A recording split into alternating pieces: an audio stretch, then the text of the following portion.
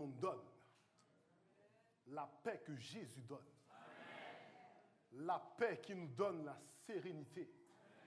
La paix qui fait qu'aujourd'hui nous pouvons dire tout va bien.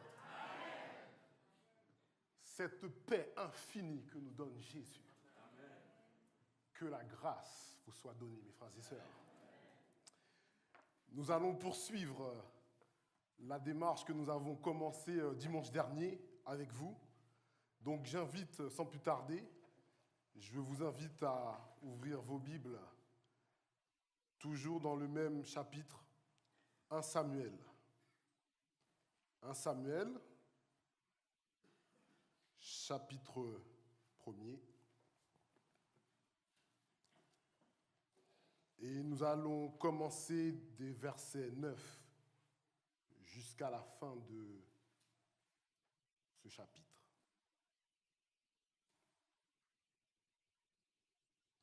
J'invite l'assistance à se mettre debout. Et juste après, c'est notre bien-aimée sœur Anit Alténor qui va nous conduire dans la prière. 1 Samuel. Je lis pour vous à partir du verset 9. Anne se leva après qu'on l'eut mangé et bu à Silo. Le sacrificateur Élie était assis sur un siège près de l'un des poteaux du temple de l'Éternel. Et l'amertume dans l'âme, elle prit à l'Éternel et versa des pleurs.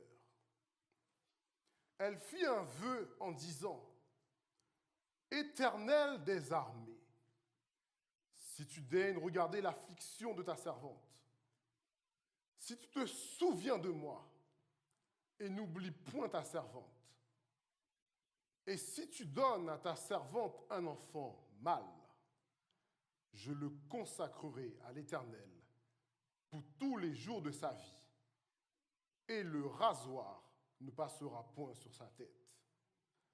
Comme elle restait longtemps en prière devant l'Éternel, Élie observa sa bouche.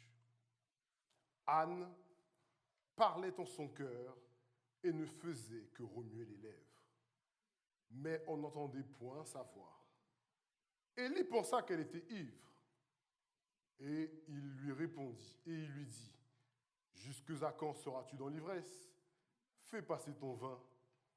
Anne répondit : Non, mon Seigneur, je suis une femme qui souffre en son cœur, et je n'ai bu ni vin ni boisson enivrante, mais je répandais mon âme devant l'Éternel.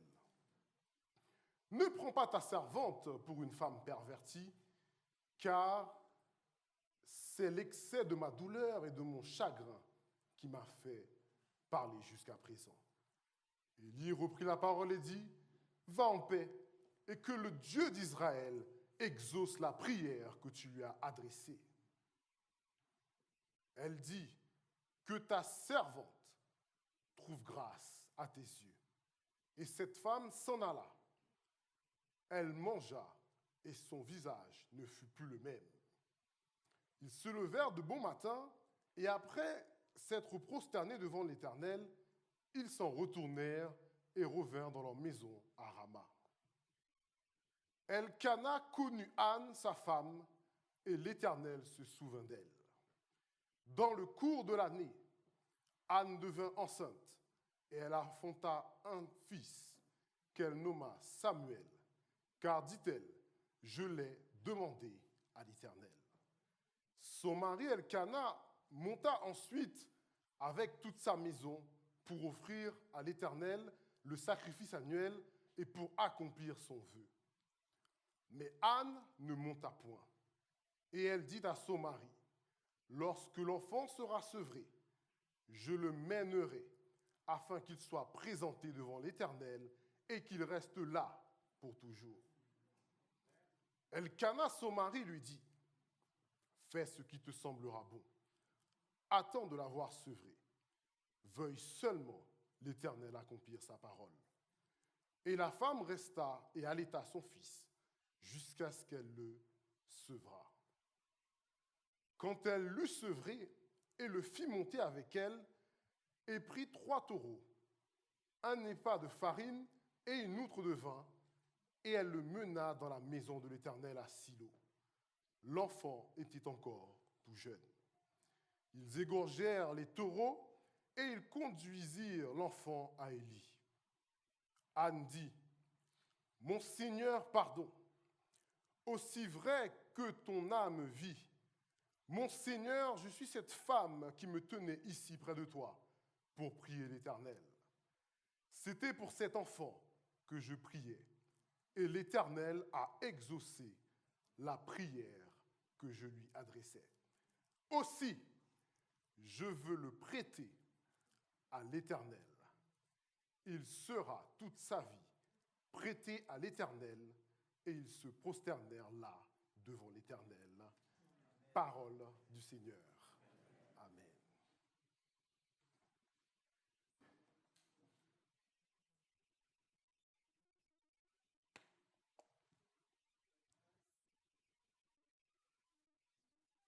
Nous voici, Seigneur Dieu, devant cette parole qui vient. Nous te demandons, Père, par ton esprit, par ta puissance, Seigneur Dieu Tout-Puissant, de vraiment remplir ton serviteur, frère Samuel. Seigneur, c'est vrai qu'il a préparé pour pouvoir transmettre à ton peuple ce message, ô Dieu de la foi, d'une femme en prière devant toi et qui a été exaucée. Seigneur, il a besoin de ton onction, il a besoin de ta puissance, ô Dieu. Nous te demandons, Seigneur, de le remplir, ô Dieu, afin que ce message que tu as à nous transmettre puisse être transmis, Seigneur, comme tu le veux, comme tu le désires. Parle-nous, nous t'écoutons, au nom de Jésus. Amen. Merci, veuillez vous rasseoir. Mes frères et sœurs, une fois de plus, que la grâce et la paix de Dieu soient avec vous.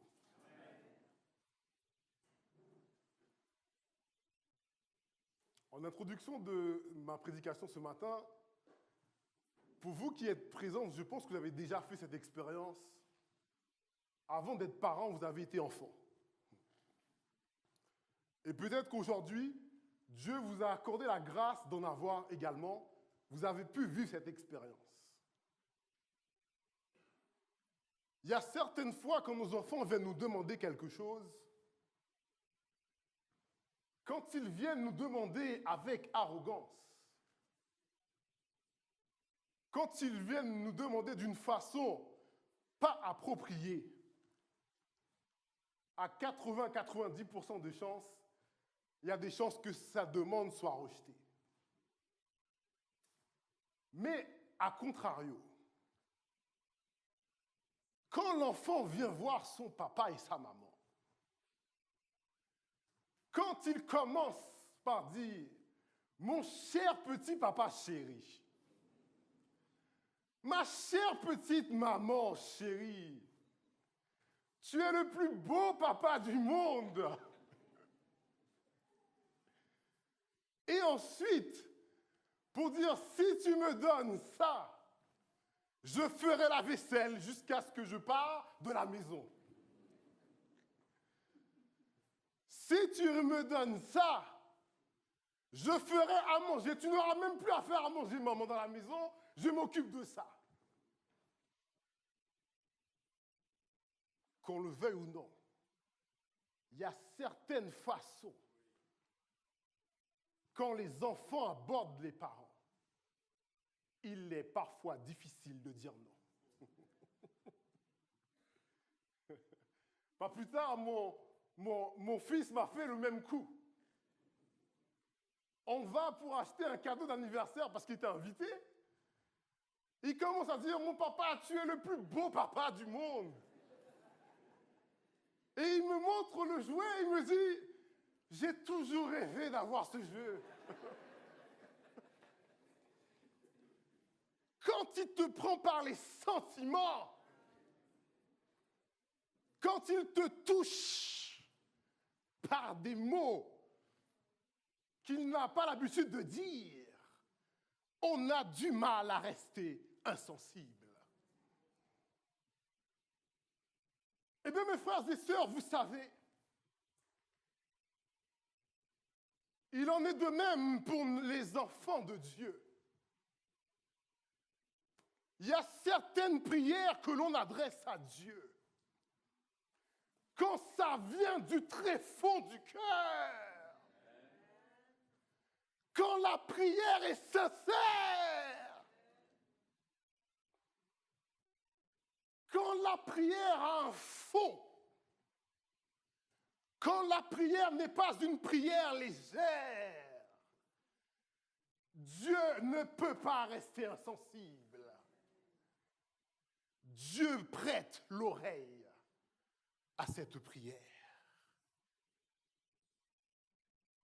Dimanche passé, nous avons vu, considérer la personne de Anne. C'était le cas pour Anne. J'avais essayé de vous faire comprendre que biologiquement parlant, Anne n'était pas programmée pour avoir un enfant. Biologiquement, ce n'était pas dans son programme d'enfanter un enfant. Anne était une femme, vous avez expliqué que Anne était une femme stérile. Et par stérilité, elle était rejetée. Rejetée par la société. Abandonnée. Elle était dans une souffrance atroce. Et je vous avais fait comprendre que Anne et Elkana, pour essayer d'avoir un enfant, Elkana et Anne pensaient qu'il fallait avoir le sacrifice le plus lourd. Elkana et Anne pensaient que pour que Dieu puisse débloquer la situation, il fallait avoir plus de sacrifices que les autres. Mes frères et sœurs, laissez-moi vous dire, ce n'est pas celui qui prie le plus fort qui est exaucé. Dieu, plus que la quantité, Dieu recherche la qualité dans nos prières. Dieu recherche la qualité dans nos adorations. Il ne suffit pas de prier midi à 14 heures. Si tu ne fais que remuer les lèvres,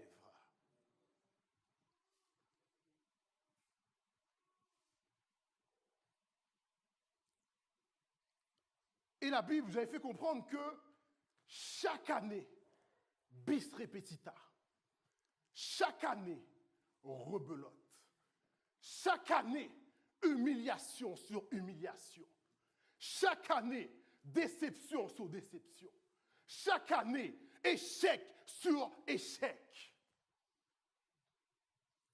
À un moment donné, Anne s'est dit, il y a quelque chose qui ne va pas dans ma manière de faire. Il y a quelque chose qui ne fonctionne pas dans ce que je fais.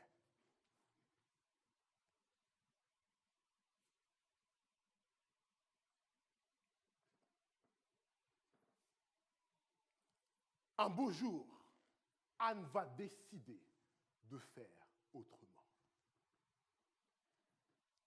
La Bible nous dit au verset 10, comme nous avons lu, « Et l'amertume dans l'âme, elle pria l'Éternel et versa des pleurs.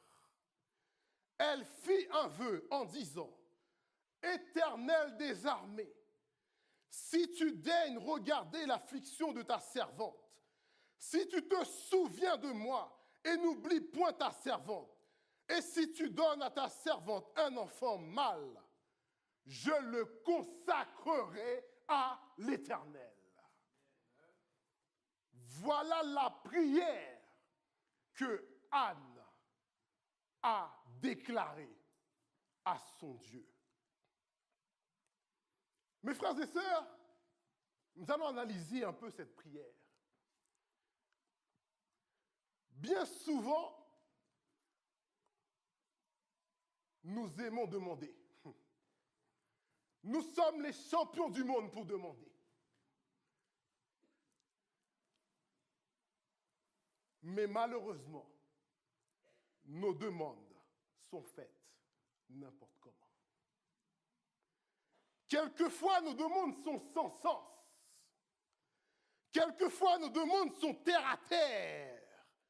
Quelquefois, nos requêtes sont légères. Quelquefois, nos requêtes manquent de poids. Parce qu'il manque quelque chose pour appuyer nos demandes. Or, la Bible nous donne le secret d'une prière efficace. En Philippiens 4, verset 6, qu'est-ce qu'il est dit?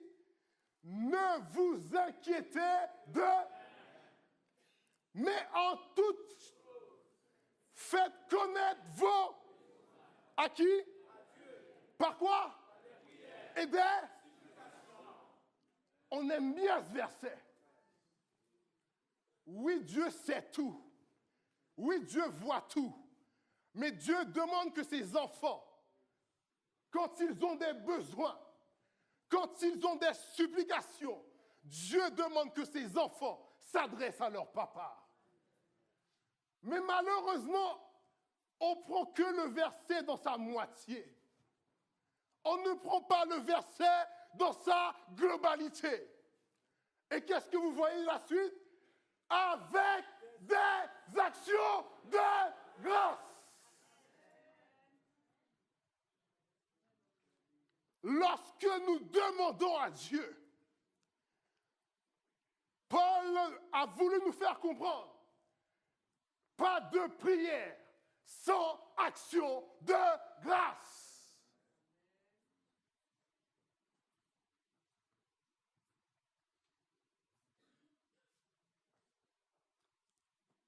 Avec. La Bible n'a pas dit ou bien, et après, mais avec des actions de grâce. Nos demandes pour être en bonne et due forme doivent être accompagnées d'actions de grâce. Depuis le début de l'année 2019, si on fait quelques statistiques, combien de demandes vous avez formulées à votre Dieu? Combien de requêtes avez-vous formulées auprès de Dieu? Ça, c'est un. Mais deuxièmement, combien d'actions de grâce? Combien d'actes de foi avez-vous posés avec ces demandes? Lorsque nos prières sont accompagnées d'actions de grâce, cela ne veut pas dire que automatiquement Dieu va les réaliser, non. Mais tout simplement, c'est une façon de dire, Seigneur, voici ma demande. Seigneur, voici mon besoin. Je ne sais pas quand est-ce que tu vas le réaliser. Je ne sais pas si tu vas me l'exaucer, mais merci d'avance, Seigneur.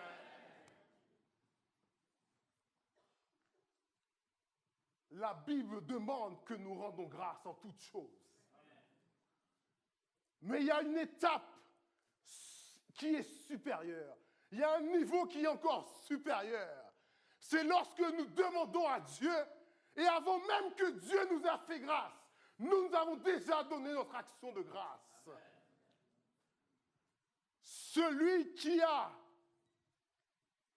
affectionne les choses d'en haut, c'est apprendre, c'est dire merci d'avance, Seigneur, pour tout ce que tu vas accomplir dans ma vie.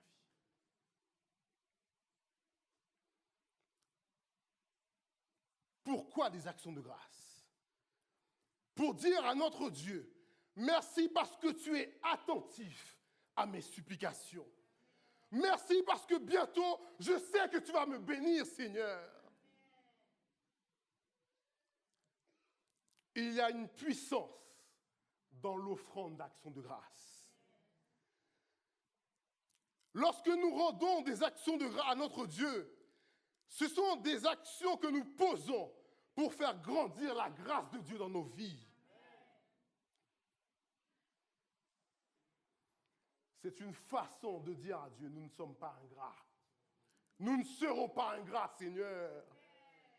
Et que nous te remercions pour tes bienfaits, non seulement dans les années passées, mais dans les années à venir. En le faisant ainsi, lorsque nous demandons et que nous accompagnons nos prières d'action de grâce, nous provoquons la faveur de Dieu dans nos vies. Anne va faire cette offrande d'action de grâce à Dieu. Je le consacrerai à l'Éternel pour tous les jours de sa vie. Il sera prêté à l'Éternel. En cette nouvelle année, je ne sais pas quel vœu vous avez fait. Je ne sais pas qu'est-ce que vous avez fait comme vœu de consécration à l'Éternel. Mais voici ce qu'Anne a pu dire. Mais posons-nous, réfléchissons une minute. Alors avec mon épouse, on a discuté cette semaine.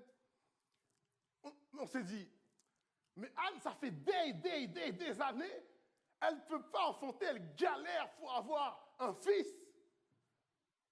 Et puis, elle va dire à Dieu, si tu me le donnes, je te le donne.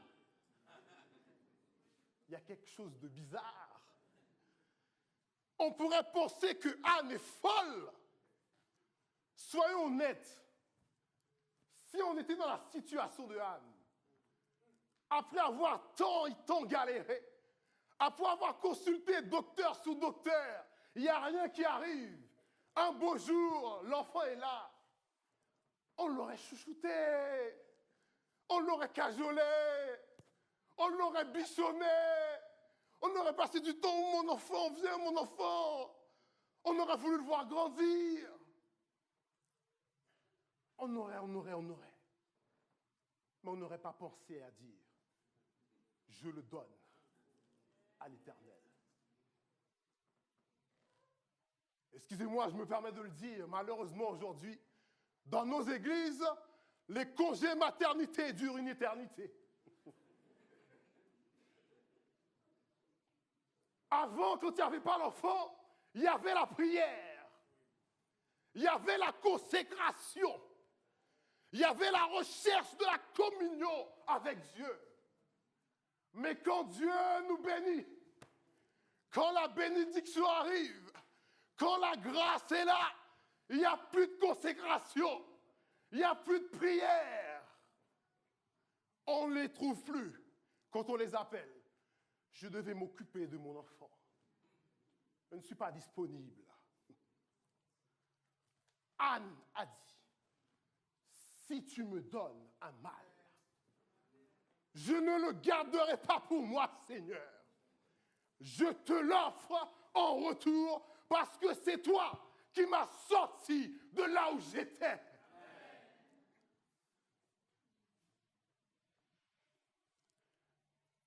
Autre chose que nous pouvons tirer de ça, soyons honnêtes. Qu'est-ce que nous offrons à Dieu?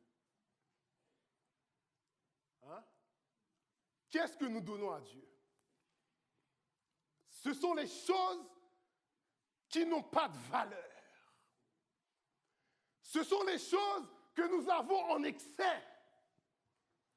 Ce sont les choses que nous avons en abondance.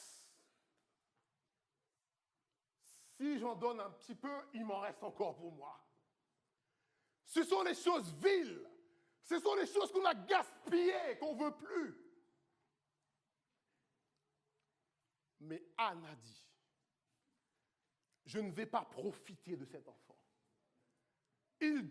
C'est Dieu qui doit en profiter. Ce que nous donnons à Dieu, c'est les choses qui n'ont pas de valeur. Les choses qui pour nous sont sans valeur. Il faut se mettre dans le contexte. Au moment où Anne a dit, je te le donne, mon Dieu, rien ne garantissait que Anne allait avoir d'autres enfants. Ce serait facile de dire, si Anne avait 3, 4, elle peut donner le premier et puis profiter des autres. Mais au moment où Anne a fait cette prière, rien ne garantissait qu'elle en aurait d'autres. Le seul fils qu'elle aurait, le seul fils que Dieu pourrait lui donner, elle a décidé, elle a fait cette prière de foi pour dire, si tu m'en donnes un, je te le donne, je te le prête toute la vie. Ça me rappelle ce petit cœur que nous aimons souvent chanter.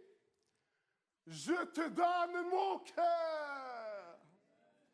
Il ne m'appartient, mais ce que j'ai d'eux, Dieu exige, Dieu demande que ses enfants lui offrent ce que vous avez de meilleur. Dieu ne prend pas n'importe quoi. Dieu n'accepte pas n'importe quoi. Lui-même, il l'a fait. Il a donné l'exemple. Lorsque nous étions nous aussi dans l'humiliation, lorsque nous étions sous le poids du péché, lorsque la honte du péché nous couvrait de honte, Dieu n'a pas envoyé n'importe qui. Dieu n'a pas donné n'importe qui comme cadeau. Dieu a donné ce qu'il avait de plus précieux là-haut, à savoir son Fils unique, Jésus-Christ. Il a donné, il a montré l'exemple. Il a donné le cadeau le plus précieux pour nous. Alors en retour, offrons-lui ce que nous avons de meilleur. Offrons-lui ce que nous avons de plus précieux. Il mérite de bonnes choses. Pas les choses dont on n'a plus besoin. Pas les choses qui n'ont plus de valeur. Pas les choses que nous avons en excès. Je vous ai expliqué que si Dieu donnait à Anne un enfant, Anne le redonnait à Dieu. Si on fait un petit calcul, 0 plus 1 moins 1, ça fait combien? 0. 0 enfant, 1 enfant, moins 1. Il ne reste plus rien. Et j'aimerais interpeller chacun de vous ce matin. Êtes-vous prêt à donner à Dieu, quitte à ce que vous soyez privé après? Êtes-vous prêt à donner à Dieu, quitte à ce que ça vous coûte quelque chose? On est prêt à donner à Dieu tant que ça ne nous coûte pas. Sommes-nous prêts à donner à Dieu? Même si après, il ne nous reste plus rien. Ça me rappelle Marie de Madeleine. Lorsqu'elle a été avec son vase d'albâtre, le seul parfum de grand prix qu'elle avait, elle ne l'a pas gardé pour elle. Qu'est-ce qu'elle a fait? Elle a cassé le vase, elle a baigné les pieds de Jésus. Elle a pris ce qu'elle avait de plus précieux pour honorer Jésus.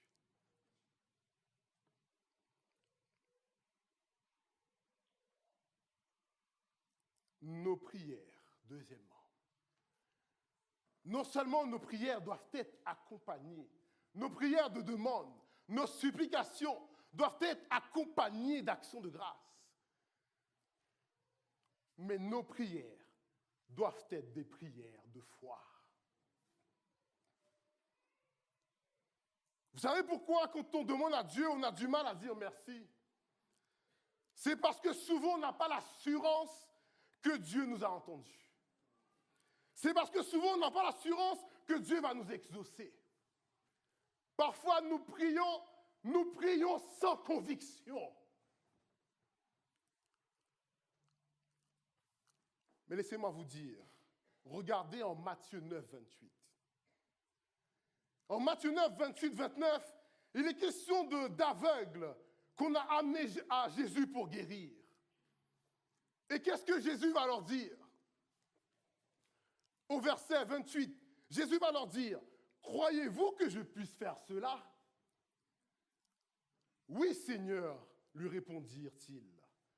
Alors il toucha leurs yeux en disant, « Qu'il vous en soit fait selon votre foi. » On pourrait encore continuer avec la femme atteinte d'une perte de sang. Marc chapitre 5. Elle souffrait d'une perte de sang depuis 12 ans. Vous imaginez 12 années de souffrance. Elle est allée médecin, voir des médecins sur médecins. J'imagine qu'elle a dépensé argent sur argent. Mais rien à faire. Son état ne s'était pas amélioré. En plus de l'affaiblir, sa maladie était gênante et humiliante pour cette femme. De plus, une femme qui a un écoulement de sang était souvent considérée comme impure. Et ayant entendu parler de Jésus, cette femme va aller à la recherche de Jésus. Et en raison de son impureté, elle va se faufiler dans la foule. Elle va en mode, il faut absolument que je touche Jésus. Parce qu'elle s'est dit, si je touche simplement ses vêtements, je serai guérie. Quand elle parvient, elle sent tout de suite que quand elle a touché la robe de Jésus, quelque chose s'est passé en elle. Et Jésus va demander alors, mais qui m'a touché? Quelqu'un m'a touché car je sais, il y a une force qui est sortie de moi. Et comprenant qu'elle n'est pas passée inaperçue, la femme se jette aux pieds de Jésus, toute effrayée, toute tremblante. Et elle va avouer au sujet de sa maladie. Elle va dire que j'étais une femme atteinte d'une perte de sang et maintenant je suis guérie. Et ce qui est fort, c'est ce que Jésus va lui répondre. Dans le verset, Matthieu 5, verset 34, Jésus va lui dire, « Femme, va en paix et sois guérie de ta pénible maladie. » Au verset 35, Jésus va lui dire, « Ma fille, ta foi t'a rétablie. » Mes frères et sœurs, que devons-nous comprendre par là? Il y a certaines grâces que Dieu va accorder dans ta vie, c'est selon ta foi. Il y a certaines bénédictions que Dieu t'accorde, c'est selon la mesure de ta foi. Il y a certains miracles que Dieu va accomplir dans ta vie, c'est selon le niveau de confiance que tu as en lui. Revenons sur la demande de Anne. Anne va commencer sa prière pour dire « Éternel des armées ». Anne a reconnu que Dieu est souverain. Anne reconnaît que Dieu décide de tout. Anne reconnaît que c'est Dieu qui a le pouvoir de vie ou de mort. Anne reconnaît que c'est Dieu qui commande. C'est lui qui décide, mais c'est aussi lui qui est mon bouclier. C'est Dieu qui est notre forteresse.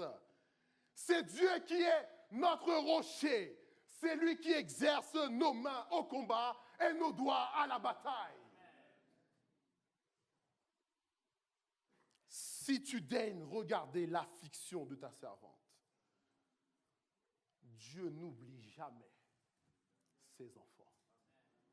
Dieu se souvient toujours de ses enfants. Dieu ne peut pas oublier ses enfants. Il y a le psalmiste qui dit, mon père et ma mère m'abandonnent, mais l'Éternel me recueillera. Mes frères et sœurs, il y a certaines fois, lorsque nous déposons un dossier dans l'administration, certaines fois, quand tu vas pour te présenter dans un bureau, on te dit non, c'est pas ici, allez voir le bureau d'à côté. Tu prends ton dossier, tu arrives dans le bureau d'à côté, on te dit non, c'est pas ici, allez voir le bureau d'à côté. Tu arrives ici tout fatigué, je viens de faire 3 personnes, on m'a dit de venir vers vous. Non, malheureusement, c'est pas moi, je ne suis pas en mesure de régler votre dossier, allez voir le monsieur d'à côté. Et le monsieur d'à côté, qu'est-ce qu'il te dit? C'est pas moi, il t'envoie vers la première personne à qui tu avais donné ton dossier. On te fait tourner en rond. Mes frères et sœurs, mais chez le Seigneur, c'est pas comme ça. Chez le Seigneur, ton dossier est bien traité. Le Seigneur s'occupe personnellement du dossier de chaque personne. Il sait parfaitement dans chaque dossier ce qui compose le dossier. Dieu ne peut pas perdre ton dossier en cours de route. Seulement, attends. Attends qu'il dise un mot.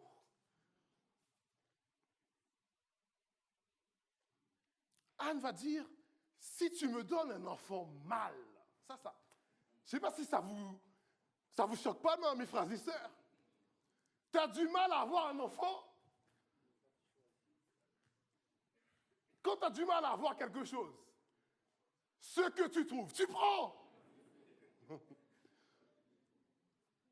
Anne va dire à Dieu, Seigneur, il me faut un enfant mâle. On pourrait dire que Anne est une bonne fréquente. De quel droit ose-t-elle demander à Dieu un mâle? Tout simplement. Si Anne avait une fille, son problème ne serait pas résolu. Parce que dans le texte, si vous voyez au début, la Bible nous insiste bien pour dire que Pénina avait des fils et des filles. Si Anne avait une fille, est-ce que la descendance serait assurée? Non.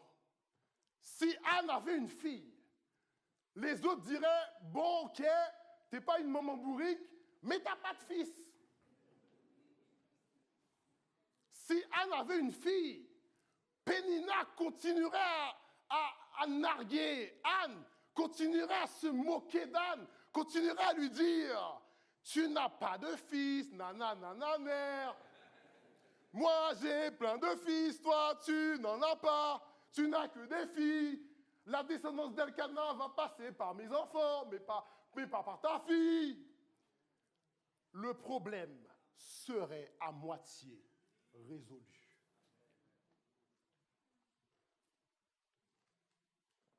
Anne va demander à Dieu l'enfant qui va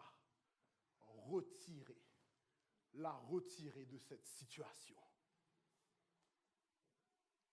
Du verset 19 et 20, le texte nous dit, Elkana connut Anne, sa femme, et l'Éternel se souvint d'elle. Et au verset 20, il est dit, dans le cours de l'année, Anne devint enceinte et enfanta un fils qu'elle nomma Samuel, car, dit-elle, je l'ai demandé à l'Éternel. Oh, le pasteur disait cela dans sa prédication. La Bible nous fait comprendre qu'une personne qui médite la parole de Dieu nuit et jour et qui ne s'assit pas en compagnie des moqueurs, qu'est-ce qui se passe? Il est comme un arbre planté près d'elle et qui donne son fruit en... si vous relisez bien le verset, il n'est pas dit qu'il donne son fruit chaque saison. Il est dit qu'il donne son fruit en sa saison. Ce n'était pas encore la saison de Anne. Mais quand Dieu l'a décidé, c'était la saison de Anne. Mes frères et sœurs, Dieu ne répond pas à toutes les demandes en même temps. Il peut le faire. Mais chaque chrétien a une saison. Ta saison n'est pas ma saison. Peut-être qu'actuellement tu te trouves en hiver dans ta saison. Mais le printemps doit arriver quand même. Peut-être que tu te trouves en automne. Mais ta saison été doit arriver quand même.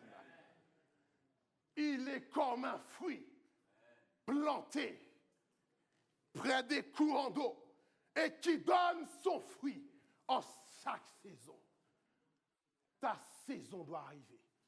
Seulement reste dans le calme. Reste dans le silence. Invoque ton Dieu. Invoque-le et il te répondra au temps convenable.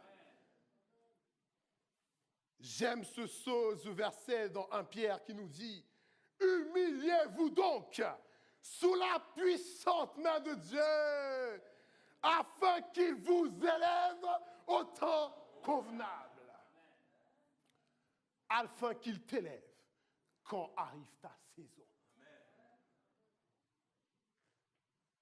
Et parfois, il nous arrive, quand c'est la saison de frère, quand c'est la saison de frère Hakim, on s'imagine que c'est aussi notre saison. Sans savoir, tu ne sais pas ce que frère Hakim communie avec son Dieu. Tu ne sais pas ce que frère Hakim a traversé avec son Dieu. Ce n'est pas parce que c'est la saison de frère Hakim que ça doit être aussi ta saison. Et vice-versa. Bien souvent, quand Dieu délivre quelqu'un, on va voir la personne, « Oh, qu'est-ce qui s'est passé? Comment tu t'as délivré? » « Ah ben oui, mais j'ai fait ci, j'ai fait ça. Je suis venu, j'ai prié pendant 3 heures et Dieu m'a délivré. » Et vous pensez qu'en faisant la même chose, Dieu ne fait pas les choses de manière automatique. Dieu délivre chaque personne distinctement, d'une façon différente. Ta saison doit arriver. Et j'aime bien le psaume 116 qui dit « J'aime l'Éternel car il entend ma voix, mes supplications. Il a penché son oreille vers moi et je l'invoquerai toute ma. Les liens de la mort m'avaient et les angoisses du séjour des morts m'avaient saisi. J'étais en proie à la détresse et à la douleur. Mais j'invoquais le nom de l'Éternel. Ô Éternel, sauve mon âme. L'Éternel est miséricordieux et juste. Notre Dieu est plein de tendresse. Alléluia, plein de compassion. L'Éternel garde les petits.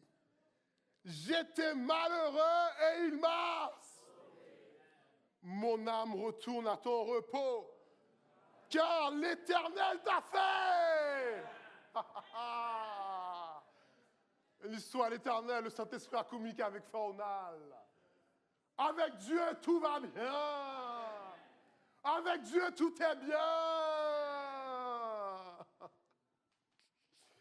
Et de continuer pour dire, oui, tu as délivré mon âme de la mort, mes yeux des larmes, mes pieds de l'art.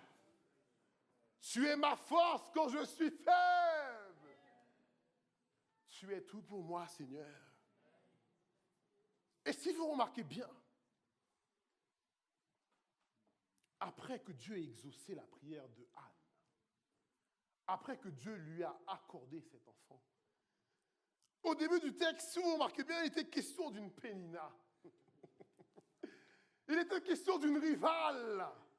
Il était question d'une sœur qui l'empêchait de louer, d'une sœur qui l'empêchait d'adorer, d'une sœur qui l'empêchait de communier. Mais lorsque Dieu a répondu à sa prière, où est Pénina?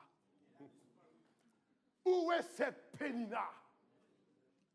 Pénina a disparu du texte.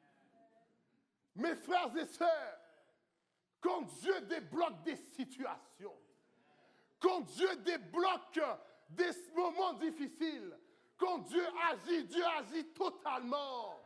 Dieu agit définitivement. Dieu ne résout pas les problèmes partiellement. Dieu répond et quand il délivre totalement. Et je vais finir. J'aime bien ce verset, le psaume 113, verset 7. De la poussière, il retire quoi? Le pauvre. Du fumier, il relève l'indigent que je suis, l'indigent que tu es. Dieu relève.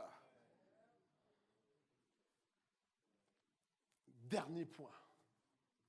Accomplissons nos vœux envers l'Éternel. Anne avait promis à Dieu, lorsque l'enfant sera sevré, je le mènerai afin qu'il soit présenté devant l'Éternel et qu'il reste là pour toujours. Comme je vous ai dit tout à l'heure, Anne n'a pas profité de Samuel. Le texte nous apprend que chose promise, chose due, quand elle l'eut sevré, elle le mena dans la maison de l'Éternel à Silo. La Bible insiste pour dire, au verset 24, que l'enfant était encore tout jeune. Il faut savoir, mes frères et sœurs, qu'à cette époque, l'allaitement pouvait durer plusieurs années. Anne tenait, si dès la naissance, Anne l'avait confié à Élie, malheureusement, Élie ne peut pas donner la tétée. Anne tenait avant que Samuel rentre dans le service. Anne tenait à ce qu'il soit en bonne santé, en bonne forme, qu'il soit apte pour le service. Samuel, pendant 3 ans, a pris du bon lait avant de rentrer dans le service. Et on dirait que c'est propre à tous les Samuel, parce qu'apparemment, moi aussi, quand j'étais bébé, j'étais tétard. Ma maman m'expliquait que j'aimais tellement la tétée. Parfois, c'est moi qui allais chercher le tabouret. Vous savez, en créole, comme on dit assis, on dit chita. Et comme je ne parlais pas très bien le créole, je parlais un créole déformé, je disais « Ita maman, ita maman ». Et je me régalais. Anne tenait à ce que Samuel soit en pleine forme pour servir l'Éternel. Anne n'a pas changé d'avis. Anne n'est pas revenue sur sa décision. Anne a tenu sa promesse envers l'Éternel. Et ce matin, je m'adresse à vous. Combien de vœux avons-nous fait à Dieu et que nous n'avons pas respecté? Combien de promesses, combien de belles paroles avons-nous données à Dieu Et quand c'était le moment de les réaliser, il n'y avait plus personne. Nous sommes devenus d'un coup amnésiques.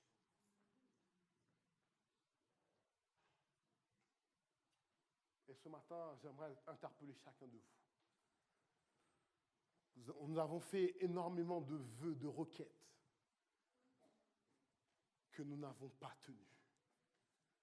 Il n'est pas trop tard pour les accomplir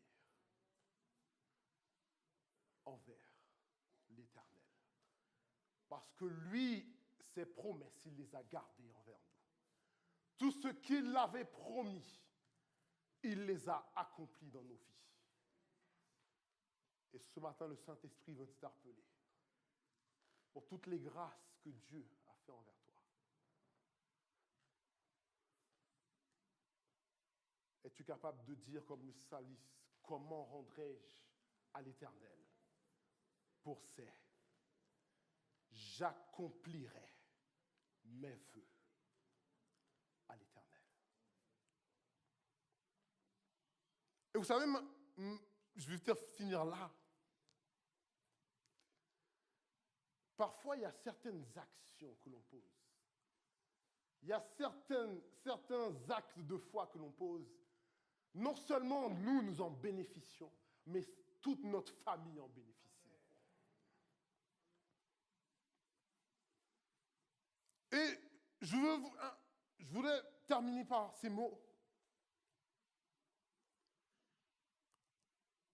Si j'ai un conseil à vous donner, ce matin, j'ai un bon plan pour vous. Vous aimez bien aller voir le banquier pour qu'il vous donne quelques bons conseils pour optimiser l'argent que vous avez. Ce matin, dans le Seigneur, j'ai un bon plan pour vous. Investissez dans l'Éternel. Investissez dans le Seigneur. Parce que quand vous investissez dans le Seigneur, l'investissement c'est le Seigneur, il n'y a pas de risque. Il n'y a pas d'échec pour cet investissement. Cet investissement est garanti. C'est un placement garanti, un placement sans risque, un placement qui rapporte. Et si vous remarquez bien, la Bible nous dit par la suite que Anne a composé un très beau cantique en 2 Samuel. Aujourd'hui, c'est un des passages qui est utilisé par les Juifs dans les prières. En 1 Samuel 2, Anne va écrire ces mots.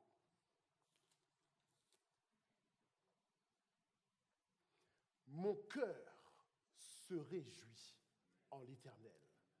Ma force a été relevée par l'Éternel. Ma bouche s'est ouverte contre mes ennemis, car je me réjouis de ton secours. Nul n'est saint comme l'Éternel. Il n'y a point d'autre Dieu que toi, Seigneur. Il n'y a point de rocher comme notre Dieu. Ne parlez plus avec tant de hauteur, que l'arrogance ne sorte plus de votre bouche. Car l'Éternel est un Dieu qui sait tout, et par lui sont pesées toutes les actions. Un peu plus loin, va dire, l'Éternel fait mourir et il fait vivre. Il fait descendre au séjour des morts et il fait remonter. L'Éternel appauvrit et il enrichit. Il abaisse et il élève. De la poussière, il retire le pauvre et du fumier, il relève l'indigent. Pourquoi? Pour les faire asseoir avec les grands. Et il leur donne en partage un trône de gloire. Après que Dieu ait délivré Anne, après que Dieu ait exaucé Anne, Anne a pu composer ce cantique en l'honneur de l'Éternel. Que le Seigneur